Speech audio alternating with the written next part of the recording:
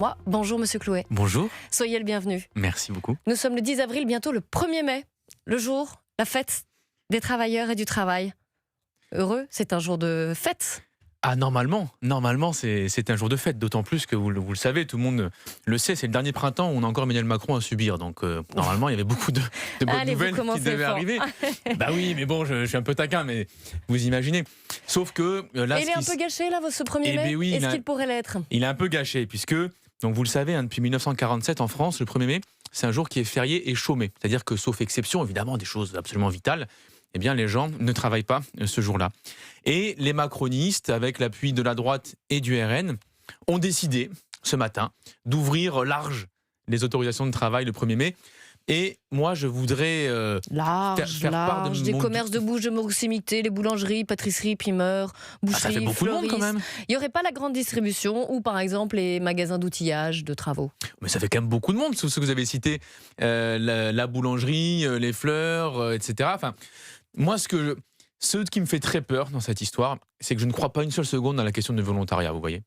Ils nous ont fait le même coup sur le travail le dimanche. Ils nous disaient au début, ça sera uniquement les volontaires. Sauf que, une fois que vous avez les premiers volontaires, il y a toujours la pression sur les autres. Et que, qui dans ce pays peut vraiment dire à son employeur, son employeuse, non, je refuse lorsqu'on lui propose de travailler le 1er mai?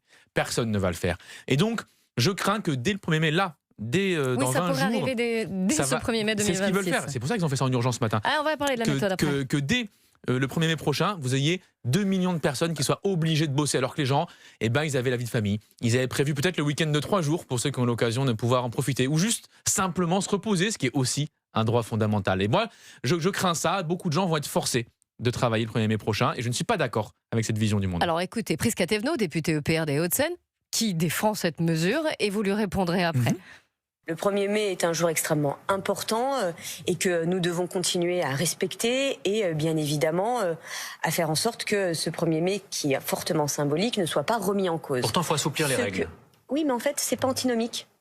C'est pas antinomique, vous savez, c'est pas toujours ou blanc ou noir. Je pense qu'aujourd'hui, il y a un certain nombre de zones grises auxquelles on doit pouvoir répondre. Et souvenez-vous, l'année dernière au 1er mai, l'année d'avant encore au 1er mai, certains responsables politiques, certains artisans étaient sur vos mêmes plateaux pour dénoncer des situations absolument absurdes. Alors qu'est-ce que vous lui répondez ? Que l'absurdité, c'est bien son texte de loi, elle. Pour une raison très simple. Elle vient nous parler là des artisans. Mais enfin, aujourd'hui, les artisans peuvent ouvrir le 1er mai.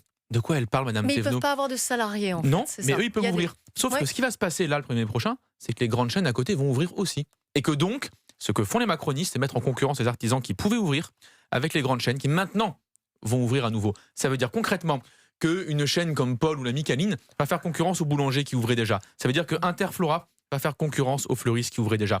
Et que donc ce texte de loi est une machine de guerre au profit des grandes chaînes contre les artisans. Donc, ça n'arrange absolument personne. Des millions de salariés vont y perdre, des millions d'artisans vont y perdre aussi. Les seuls gagnants sont les actionnaires des grandes chaînes commerciales. La Confédération française de la boucherie-charcuterie estime que ce texte offre une, je cite, opportunité de gain de pouvoir d'achat. De même, le syndicat de l'UDP, vous savez, le syndicat d'artisans et des petits entrepreneurs, pour qui il est temps de sortir d'une situation archaïque. Alors, déjà, si on veut que le pouvoir d'achat augmente, on pourrait indexer les salaires sur l'inflation. Le patronat, visiblement, n'est pas d'accord avec cette proposition. Si tous les syndicats, je dis bien tous dans ce pays, sont contre le texte, CGT, CFDT, CFTC, FO, UNSA, FSU, Solidaire, si tous les syndicats sont contre le texte, quelles que soient leurs opinions là aussi, philosophiques, respectives, c'est bien qu'il y a un problème dans le texte, franchement. Et le problème, c'est qu'il n'y a pas de gain de pouvoir d'achat. Ce n'est pas vrai. Aujourd'hui, le 1er mai, il est un peu plus payé que les autres jours. Pourquoi ? Parce que c'est une minorité. Parce que c'est l'exception. Le jour où l'exception devient la règle, il n'y a plus de majoration. Ce qu'on a eu, là aussi, Travail le dimanche, les premières entreprises. Ça change. Pour l'instant, c'est pas le cas. Bien sûr, ça va changer. Regardez, Travail le dimanche, les premières entreprises qui avaient signé les accords, c'était 200%, 100% d'augmentation de majoration. Maintenant, il n'y a plus de majoration dans la plupart des cas. Parce que quand quelque chose devient la norme, il n'y a pas de raison que ça soit majoré. Et donc, c'est tirer tout le monde vers le bas. Quant à l'argument du pouvoir d'achat, pardon, mais enfin, on pourrait dire aux gens, travailler 22 heures par jour, le pouvoir d'achat, il augmenterait. Moi, je ne suis pas d'accord avec ça, et ce n'est pas la méthode. Si on veut augmenter le pouvoir d'achat, d'abord, on pourrait bloquer les prix du carburant, évidemment, mais on reparlera de ça après. Mais c'est quand même dans le cœur du sujet. Et enfin, pour que tout le monde comprenne bien cette histoire, vous entendez parfois le patronat ou les députés de droite qui vous disent c'est payé plus. Mais ce n'est pas vrai. Aujourd'hui, le 1er mai, pardon, si jamais vous ne travaillez pas le 1er mai, vous êtes payé. Voilà, comme les salariés, voilà, vous êtes payé. Et là, ils vous disent, si vous allez travailler, vous serez payé avec une majo à 100%. Mais vu que vous étiez déjà payé ordinairement sans y aller, vous êtes payé un jour normal. Donc il n'y a pas de majoration, c'est pas vrai. Vous serez moins payé le 1er mai que pour du travail de nuit ou du travail dominical dans plein de secteurs. Donc c'est une arnaque totale. Alors, on a compris votre point de vue, et ça, c'est sur le fond. Mais il y a aussi la méthode, il y a aussi la forme. Et ce qui s'est passé ce matin à l'Assemblée, je vais essayer d'être simple parce que c'est compliqué. C'est un peu complexe. C'est dur. Il n'y a rien d'illégal. Non, j'ai rien d'illégal. Mais vous dénoncez, enfin je dis vous, la gauche, les syndicats, Sophie Binet par exemple, elle dénonce un passage en force qui se paiera très cher, une sorte de 49.3 aussi. Pourquoi ? Parce qu'en fait, ce texte a été en fait rejeté ce matin. C'est-à-dire que là, il va y avoir une commission mixte paritaire qui est composée de 7 sénateurs, 7 députés qui va se réunir sur le texte initial qui avait été voté au Sénat.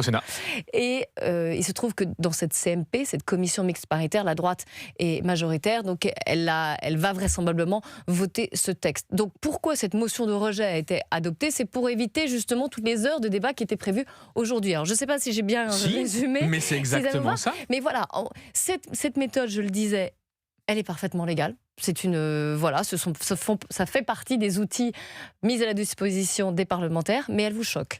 Oui, elle me paraît tout à fait légitime, parce que ce qui se passe concrètement, vous l'avez dit, les macronistes ont voté pour rejeter leur propre texte. Mais pas le rejeter au sens où on vote pas pour. Une motion de rejet, ça veut dire que ça part à l'étape suivante, directement. Et l'étape suivante, pourquoi ils font ça ? Parce qu'ils savent qu'ils sont majoritaires dans un petit comité de magouille, où la droite, effectivement, contrairement à ce qui est issu du scrutin populaire, eh bien, elle a sa majorité. Donc, ils passent au-dessus de la tête des élus du peuple. Tous les gens qui nous écoutent, qui ont été votés en 2024, et ceux qui n'ont pas été aussi, ont des députés, eh bien, leurs députés ne pourront pas se prononcer sur ce texte. C'est quand même hallucinant. On parle de mettre en cause un jour férié dans 20 jours, dans un peu plus de 2 semaines. Qui est très symbolique comme jour. Qui est très symbolique, d'un peu plus de 2 semaines. 1er mai. Bah oui, qui est quand même depuis 1889, le monde entier, quasiment tous les pays du monde célèbrent le 1er mai. Alors il y a des exceptions, oui, l'Arabie Saoudite, l'Afghanistan, le Taliban et Israël, il n'y a pas le 1er mai. D'accord, bon.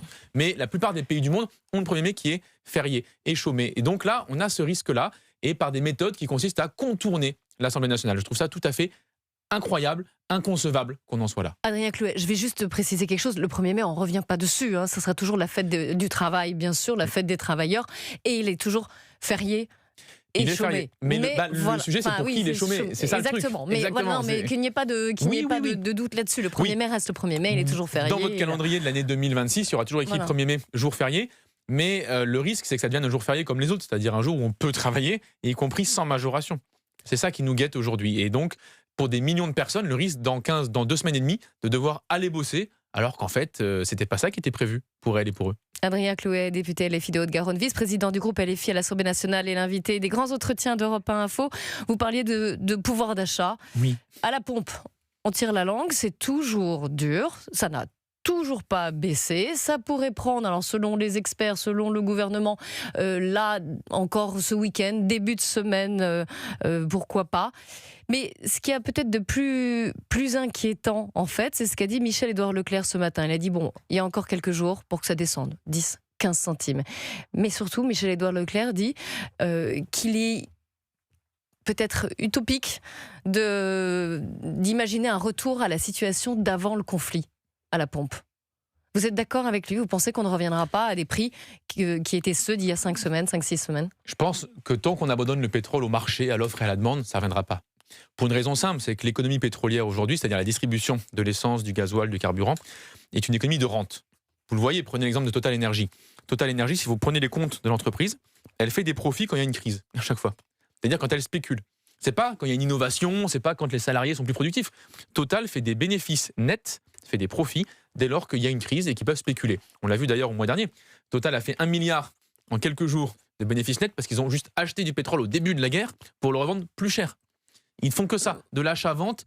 Total a aussi plafonné quand même. Ils ont eu une mesure pour les... Dans leur station et pour ceux qui avaient l'abonnement énergie. Bon, en réalité, s'ils ont voulu fidéliser des clients, ils n'ont pas fait un cadeau au grand public. Donc, on a un problème sur l'économie pétrolière qui est une économie de rente et pas d'innovation. Comment on répond à ça ? Si on laisse faire le marché, les prix ne vont pas revenir derrière puisque les gens n'ont pas le choix, qu'ils peuvent nous racketter.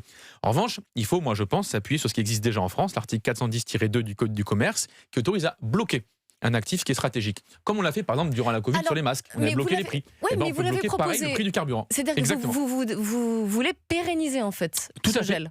Tout à fait. Alors après, quand on bloque les prix à un niveau, Total est libre d'aller en dessous. Je ne vais pas les empêcher de faire moins que le gouvernement explique que ça créerait, c'est le meilleur moyen de créer une pénurie. Alors je ne vois pas pourquoi il y aurait plus ou moins de pétrole extrait selon le prix dans les stations-service françaises, premièrement. Et deuxièmement, Total faisant 16 milliards d'euros de distribution aux actionnaires, soit en dividendes, soit en rachat d'actions. 16 milliards d'euros par an. Quand même bien, tout le monde qui nous écoute de bien comprendre que Total donne plus aux actionnaires qu'ils n'investissent dans l'outil productif. 15 milliards d'investissements, 16 milliards aux actionnaires. Quand vous avez 16 milliards aux actionnaires, uniquement pris sur le racket des conducteurs à la pompe, il y a une marge pour baisser les prix. Et donc, le débat aujourd'hui, c'est celui-là. C'est qui doit payer sur le prix de l'essence. Vous avez une première option, consiste à dire les conducteurs payent. Voilà, c'est ce qui se passe aujourd'hui. Une deuxième option, gouvernement RN qui disent il faut faire des aides. Et en fait, en gros, l'État payerait à la place de Total. Et on maintiendrait le prix très élevé. Il faut baisser les taxes. Mais du coup, qui paye si on baisse les taxes? C'est le budget de l'État, c'est nous, le contribuable. C'est-à-dire, avec nos impôts, on finance la baisse. Ou nous, les insoumis, eh bien, nous disons qu'il faut bloquer le prix à la pompe. C'est-à-dire, il y a un prix administratif et vous ne pouvez pas vendre au-dessus de ce prix. Ça veut dire que Total devra prendre sur ses marges pour financer. Je voudrais vous faire écouter Thierry Brosse. Il est professeur à Sciences Po, spécialiste des questions énergétiques. Il était l'invité d'Europe un matin. Il est revenu sur la crise des carburants et sur les possibilités qu'il pourrait y avoir. Écoutez. La réalité, c'est malheureusement que les flux ne bougent pas et donc que le détroit reste fermé et donc que la crise s'aggrave. Chaque jour qui passe, eh bien, il nous manque du pétrole. Et cela, on va le voir de façon malheureusement par les prix à la pompe. Et puis peut-être après, si la crise ne se débloque pas, si le détroit ne se débloque pas, on le verra par des potentielles pénuries ou rationnements. Voilà ce qu'il dit sur les pénuries et les rationnements. Il a dit aussi autre chose, et ça fait partie de mon autre question. Est-ce que pour éviter tout cela, il ne faudrait pas essayer de creuser un peu le sol français sur le gaz de schiste, sur le pétrole? Vous le savez, on l'a entendu beaucoup ces derniers jours dans ce débat. Est-ce que ce sont des voies d'exploration qui vous paraissent réalistes? Non, d'abord parce que ça coûte extrêmement cher, ça prend beaucoup de temps et ça a des enjeux écologiques qui sont vraiment insoutenables. Le gaz de schiste, c'est vraiment la pire production qu'on puisse faire en économie carbonée et pétrolière. En revanche, l'urgence, ça serait plutôt l'électrification du parc. Le gouvernement a annoncé un plan. Mais tant mieux. Tant mieux qu'il y ait l'électrification. C'est un peu tard parce qu'on a abandonné absolument toutes les entreprises françaises dans l'automobile qui s'y mettaient. On a tout laissé faire à la Chine. Ce qui est un peu tardif alors qu'on aurait dû prendre des projets typiquement par le CNRS pour mener de l'innovation et de la recherche dans le domaine. Bref, aujourd'hui en tout cas il faut le faire. Il faut le faire même si c'est tardif. Donc pousser le nucléaire pas forcément. Les renouvelables peuvent aussi être une base de production pour électrifier un parc. Donc il faut aller vers l'électrification. Maintenant, il est clair que le prix n'est pas que lié au détroit. Parce que, si vous voulez, la production, elle existe. Il y a des stocks, il y a des réserves aujourd'hui dans le monde. On n'a pas une pénurie aujourd'hui objective d'essence. On a des gens qui spéculent sur le fait qu'il y aura une pénurie à terme. C'est pas pareil. Et moi, je ne suis pas d'accord pour qu'on laisse faire les spéculateurs qui s'enrichissent sur l'idée qu'il y aurait une pénurie. Parce que c'est ça qui fait advenir la pénurie.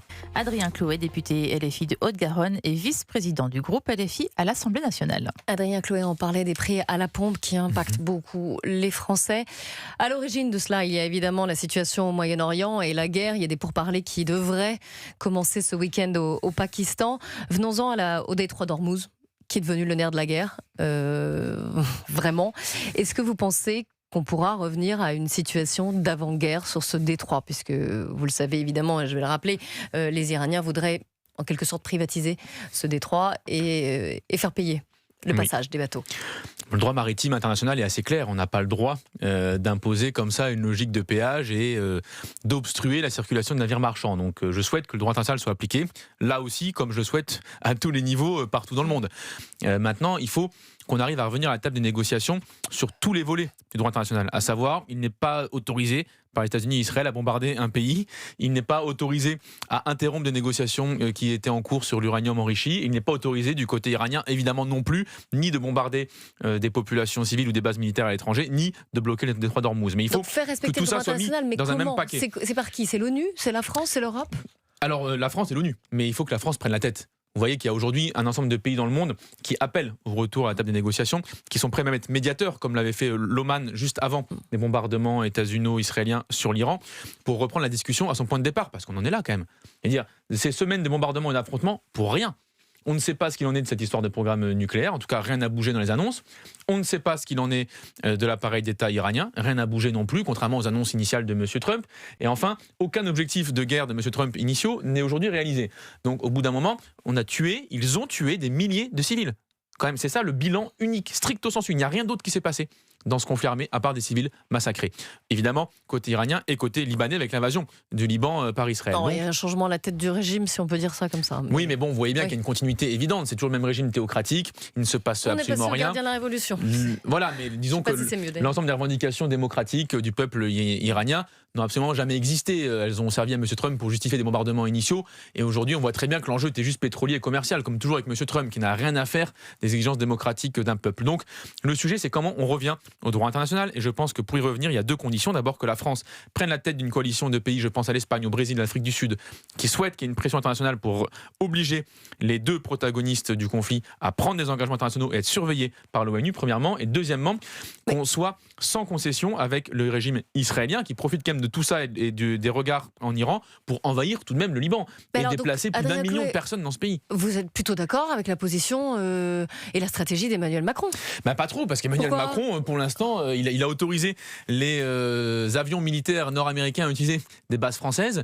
Il s'est complètement fourvoyé en refusant de condamner les affrontements dès le début. Il n'a pas condamné les bombardements. Il nous a complètement mis dans le camp de Donald Trump depuis plusieurs semaines. Alors maintenant, il tente de rétro-pédaler. C'est pas ce que dit en tout cas Donald Trump aussi. Oui, mais vous savez, si on commence à écouter Donald Trump pour se faire un avis, on n'est pas rendu.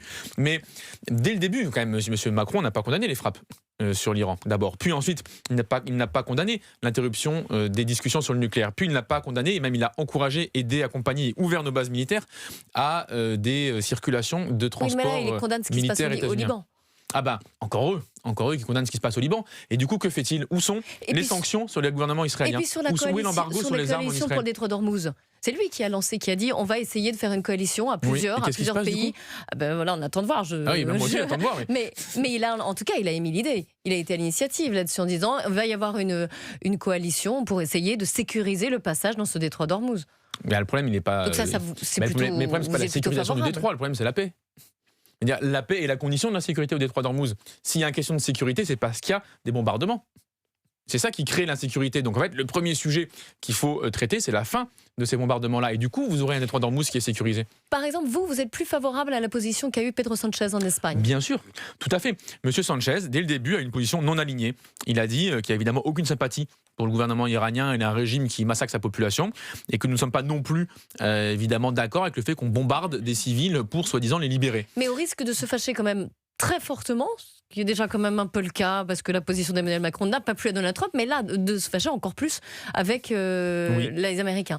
Oui, mais parce que les Nord-Américains... Et de remettre en cause l'OTAN, etc. Enfin, tout ce qui en découle. Oui. Après, en tant que député LFI, je suis favorable à ce qu'on sorte de l'OTAN. Donc vous imaginez bien que c'est pas à moi que ça va briser le cœur si jamais on en arrivait à ce stade-là. Mais les Nord-Américains ne sont pas des partenaires fiables.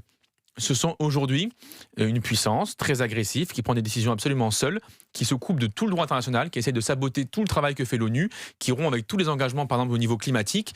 Et donc, c'est une puissance qui est dangereuse quand même. On parle de gens qui menacent le Groenland, qui ont menacé la Colombie, qui ont enlevé le président du Venezuela, qui ont menacé Panama pour reprendre le contrôle par la force du canal, qui ont coupé récemment un ensemble d'aides pour lutter contre le VIH à des pays d'Afrique qui refusaient de signer des accords consistant à donner à Washington leurs ressources premières. Enfin, c'est une puissance impérialiste et agressive totale. Et donc, il faut s'en distancer. Il faut créer des coalitions de pays démocratiques qui vont effectivement faire contrepoids à Donald Trump. Adrien Chloé, il nous reste quelques minutes. Je voulais parler de 2027 quand même. Le secrétaire national du PCF, Fabien Roussel, a refusé, c'était la semaine dernière, dimanche dernier, de saisir la main tendue de LFI, la vôtre donc, pour la présidentielle de 2027. Pourquoi? Parce qu'il estime qu'il y a une rupture avec LFI. Avec aussi Mélenchon, qui est selon lui le pire candidat du second tour. Donc ça paraît mal barré pour l'union de la gauche pour 2027 là. Écoutez, en tout cas, moi ce que j'ai vu aux dernières élections, c'est que M. Roussel est le pire candidat de premier tour. Donc déjà, il faudrait quand même se prendre les choses dans l'ordre. Les leçons. Ça c'est pour le retour de bâton. Mais Oui, mais les leçons politiques de M. Roussel, quand j'ai vu ses derniers propos, notamment sur Mme Tondelier, me laissent un petit peu sceptique, pour ne pas dire plus que songeur. Donc, qui s'occupe déjà d'avoir des propos corrects vis-à-vis de ses interlocuteurs et partenaires politiques. Mais les communistes, c'était quand même un le Parti allié. communiste, oui, mais parce que Fabien Roussel, c'est Fabien Roussel. Maintenant, le Parti communiste. Le Parti communiste, on travaille ensemble au quotidien. Ce matin, on évoquait le sujet du 1er mai. Mais c'est pour ça était que ensemble, étonnant. On faisait front commun. C'est pas si étonnant. M. Roussel veut aller, lui, à la présidentielle. Il le dit depuis le début. Il va absolument aller à cette élection et le faire. Là derrière, c'est les égos qui parlent. Je le crains un petit peu, mais après je vais pas reprocher aux uns et aux autres d'avoir un égo. Les électeurs ils trancheront. Moi je suis personne pour dire à M. Roussel ce qu'il doit faire. En revanche, ce que nous disons à nos camarades du Parti communiste, c'est que nous faisons une offre qu'on appelle une offre fédérative, c'est-à-dire nous leur proposons d'aller ensemble aux élections présidentielles, aux élections législatives prochaines, parce que c'est la condition pour gagner. Et si jamais ils sont intéressés ou qu'ils veulent au moins entamer la discussion, ils peuvent changer d'avis après, mais enfin, ayons une discussion sur le programme politique. Voyons ce qui nous rassemble et ce qui ne nous rassemble pas. Je pense que beaucoup de choses nous rassemblent et qu'une fois qu'on les aura mises sur la table, eh bien peut-être qu'on réalisera de part et d'autre que ça vaut le coup d'aller aux élections ensemble. Il va falloir dépasser la rupture, parce que là, il dit encore une fois Fabien Roussel, les revers électoraux qu'a subi la gauche aux élections municipales, c'est à cause d'eux et ça laisse des traces. Écoutez, moi j'ai le sentiment que Fabien Roussel n'a pas forcément gagné beaucoup de municipalités. En tout cas, je l'encourage à faire, à faire œuvre de rapprochement entre nos mouvements politiques. Ça aurait été bien qu'il se pose la question avant les municipales et qu'on ait des listes communes dans plein d'endroits où on aurait pu empêcher la droite de gagner. Nous, en tout cas, on est toujours favorable à partir sur les idées, le programme et voir tout ce qu'on peut faire à tous les niveaux pour rassembler la gauche toujours. Vous avez vu aussi l'idée de François Ruffin de faire une primaire ? Oui. Vous en pensez quoi ? Allez, il nous reste quelques secondes. Écoutez, les primaires, on a déjà donné. J'ai l'impression qu'en 2017, en 2022, il y a déjà eu des primaires. À chaque fois, le candidat qui en sort, il fait entre 1 et 5%. Les primaires, ça consiste à demander à des gens de nous expliquer pourquoi il ne faut pas voter pour l'autre, à côté, et ensuite se rallier à celui pour lequel ils ont dit qu'il ne fallait pas voter. C'est quand même un petit peu rocambolesque cette histoire. Donc je pense que ça donne pas de force. Ce qui donne de la force, c'est un programme politique clair, c'est une campagne massive et surtout des gens qui élargissent leur horizon politique plutôt que des gens qui se disent comment on se divise, comment on se hache menu les uns les autres pendant 5-6 mois et après allons faire semblant de nous rabibocher avant une présidentielle. Ça marche jamais. Monsieur Hamon a subi ça au Parti socialiste. La dernière fois, il y avait l'idée de la primaire populaire qui aboutit à une candidature qui à la fin s'est retirée pour soutenir Jean-Luc Mélenchon. Donc je pense que ce qui est important, c'est de voir où est-ce qu'il y a un bloc social qui existe, un programme politique qui existe et de discuter avec tout le monde pour voir comment on peut se convaincre sur les idées et non pas faire un défilé de qui j'ai envie, qui porte un programme dont je ne sais même pas ce qu'il y aura dedans. Merci Adrien Clouet. Je rappelle que vous êtes député La France Insoumise de Haute-Garonne, vice-président du groupe LFI à l'Assemblée nationale.